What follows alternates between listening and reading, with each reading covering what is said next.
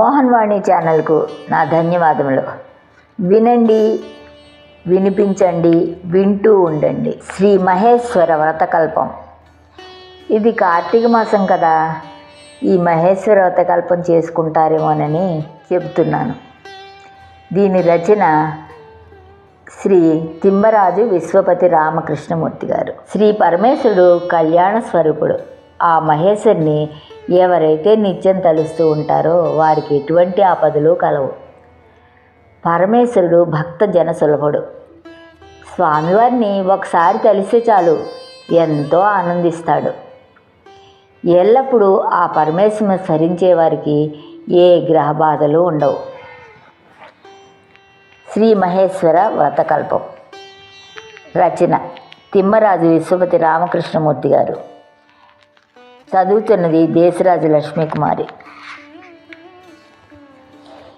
ముందుగా ఈ వ్రతం ఎలా ఆచరించాలి తెలుసుకుందామా? వయసుతో పని లేదు, కులంతో పని లేదు. ఎవరైనా ఈ పుస్తకం ద్వారా వ్రతం ఆచరించవచ్చు. స్త్రీ పురుషులు అనే భేదమే లేదు. నెలలో ఎప్పుడైనా చదువుకోండి.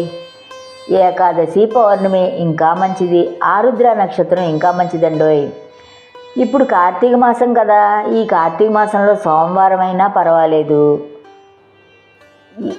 ఇతర రోజులైనా పర్వాలేదు. ఇంకా 15 రోజులు ఉంది కదా, చేసుకోవచ్చు.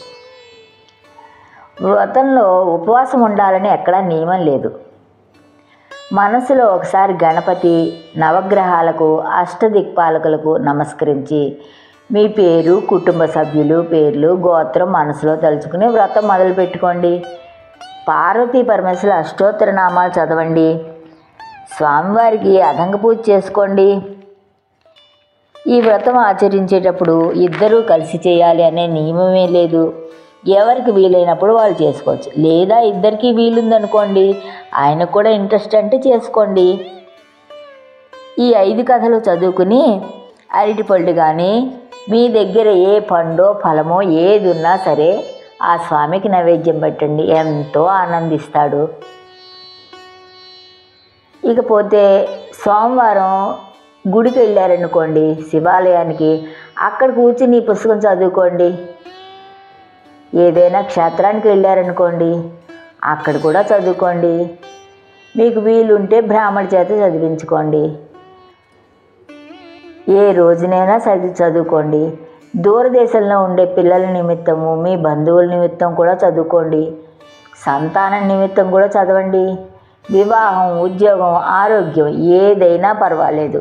మీకు ఏ కోరికన్నా నెరవేర్చే పని ఆ శివయ్య చూసుకుంటాడు. పూజ చేసుకోండి, అదంగ పూజ చేసుకోండి. అదంగ పూజ తర్వాత పార్వతీ అష్టోత్తరం చదువుకోండి, శివ అష్టోత్తరం చదువుకోండి. మీ దగ్గర ఉంటాయి కదా పుస్తకాలు, చదువుకోండి. చదువుకున్న తర్వాత మహేశ్వర వ్రతం మొదలు పెడదాం.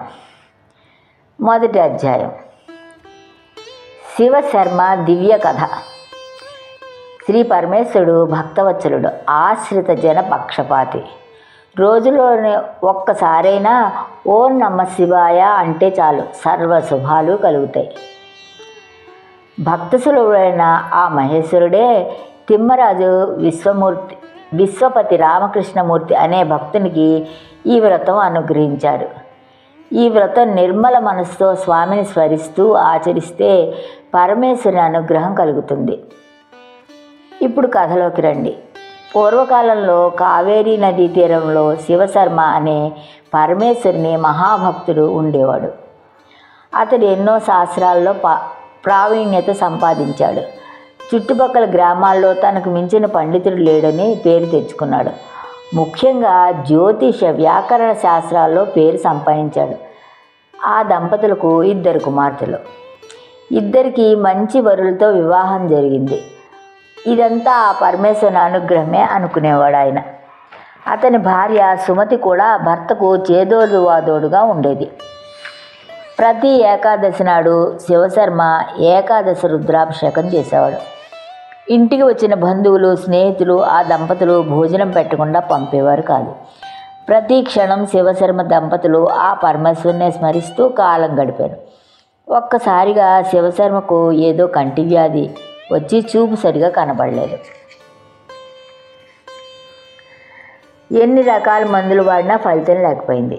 రోజు రోజుకి కంటి చూపు మందగించింది. ఒకసారి కాలికి తగిలి చూపు సరిగా కనపడగా మోకాలు విరిగి మంచం మీద ఉండవలసిన పరిస్థితి వచ్చింది. అయ్యో, ఆ పరమేశ్వరుని సరించే నాకు ఇన్ని బాధలు వచ్చాయా? ఆ దంపతులు ఎంతో కృంగిపోయారు. పరమేశ్వరా, ఏమిటి ప్రారంధం? మాకు ఇన్ని బాధలా తండ్రి అంటూ పదే పదే మొదలు పెట్టుకున్నారు. పూర్వజన్మ పాపం అనుభవించక తప్పదు.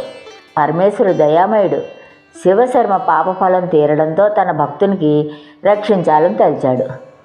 మర్నాడు ఉదయం వారింటికి సాక్షాత్తు ఆ పరమేశ్వరుడే ఒక వృద్ధ బ్రాహ్మణ రూపంలో వచ్చాడు. శివశర్మ దంపతులకు ఆ బ్రాహ్మణులో ఏదో దివ్య తేజస్సు కనిపించింది. ఆ దంపతులిద్దరూ బ్రాహ్మణునికి నమస్కరించి ఇలా అన్నారు: స్వామి, తమరు దివ్య తపస్సంపన్నులుగా ఉన్నారు.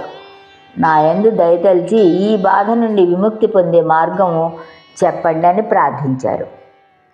అప్పుడు వృద్ధ బ్రాహ్మణ రూపంలో ఉన్న పరమేశ్వరుడు వారితో ఇలా అన్నాడు: నాయనలారా, మీ బాధ నేను గ్రహించాను. మీ బాధలన్నీ తొలగే ఉపాయం చెబుతాను.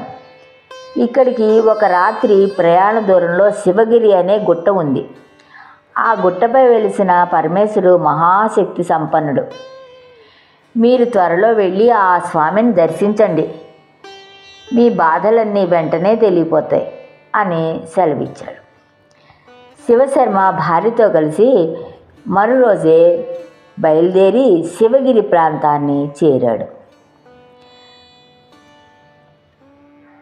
కొండ మీదకు మెట్లు సరిగా లేవు.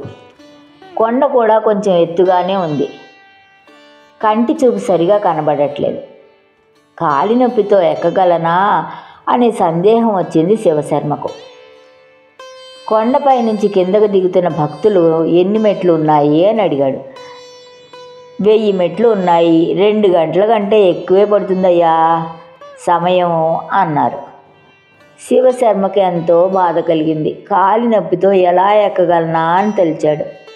కానీ మనసులో వృద్ధ బ్రాహ్మడే కనపడుతున్నాడు. ఎలా అయినా ఎక్కాలని నిశ్చయించుకున్నాడు. కొండ ఎక్కాడు, రొప్పుతూ రోజుతూ. మెట్లు ఏటవాలుగా ఉండి ఎక్కడానికి కష్టంగా ఉన్నాయి. శివశర్మ ప్రతి మెట్టికి ఒక్కసారి కూర్చునేవాడు. అలా 200 మెట్లు ఎక్కేసరికి ఊపిరి పూర్తిగా పోయింది. ఇక ముందుకు వెళ్ళలేనని తెలిసి ఉన్న చోటనే కూర్చున్నాడు. మెట్లు ఎక్కుతున్న భక్తుడు ఒకరు వీరి దగ్గరికి వచ్చి, స్వామి, నాతో రండి, మీరు తేలిగ్గా మెట్లు ఎక్కుతారు అని చెప్పి శివశర్మను చేయి పట్టుకుని లేపాడు. శివశర్మకు ఆ భక్తుని చేయి తగలగానే ఒక్కసారి శరీరం అంతా ఏదో విద్యుత్ ప్రసరించినట్లు అయింది. అంతే, అతని చేయి పట్టుకుని శివశర్మ 1000 మెట్లు చకచకా ఎక్కేశాడు. కొండపైకి రాగానే ఎదురుగా కొద్ది దూరంలో పరమేశ్వరుని ఆలయం అద్భుతంగా దర్శనమిచ్చింది.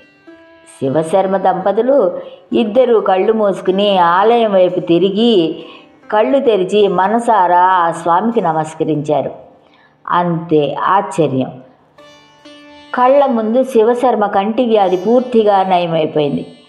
కంటి చూపు మునుపటి కంటే శక్తివంతంగా అనిపించింది. ఎంతో సంతోషపడుతూ ఆ పరమేశ్వరుని దంపతులిద్దరూ ఎన్నో విధాలు స్తుతించారు. అప్పటి వరకు తన చేయి పట్టుకు తీసుకొచ్చిన భక్తుని కోసం అంతా వెతికారు. ఆశ్చర్యం, భక్తుడు కనపడలేదు.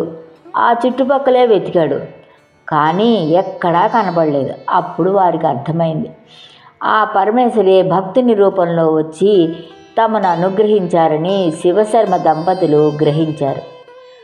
ఆ దంపతులిద్దరూ కొండపై ఉన్న కోనేరులో స్నానం చేసి ఆలయంలో పరమేశ్వరుని దర్శించుకున్నారు. మహేశుని దర్శనంతో వారు పూర్వజన్మ చేసిన పాపాలన్నీ నశించాయి. ఆ రాత్రి అక్కడే నిద్ర చేసి మరునాడు ఊరు తిరిగి వెళ్ళిపోయారు. కొన్ని రోజులకు శివశర్మ కాలి నొప్పి కూడా పూర్తిగా తగ్గిపోయింది. శివశర్మ దంపతులు బ్రతికినంతకాలం ఆ పరమేశుని సేవిస్తూ సుఖంగా గడిపి చివరిన ముక్తిని పొందారు. ఓం నమః పార్వతీపతియే నమః. ఓం హర హర మహాదేవ. ఈ మొదటి కథ పూర్తయినదండి. అక్షింతలు దేవుడి మీద వేసి ఆయన మీ దగ్గర ఉన్న అక్షింతలు తీసి తల మీద వేసుకోండి. ఇక రెండో కథలోకి పెడతామా? ఏమండోయ్, ఇప్పటివరకు మన ఛానల్కి సబ్స్క్రైబ్ చేసుకోకపోతే ఈ క్షణమే వెంటనే సబ్స్క్రైబ్ చేసుకుని ఆ పక్క నుండి బెల్ బటన్ని మ్రోగించండి. అప్పుడు నేను చేసే అప్డేట్స్ అన్నీ మీ ముందు ప్రత్యక్షమవుతాయి.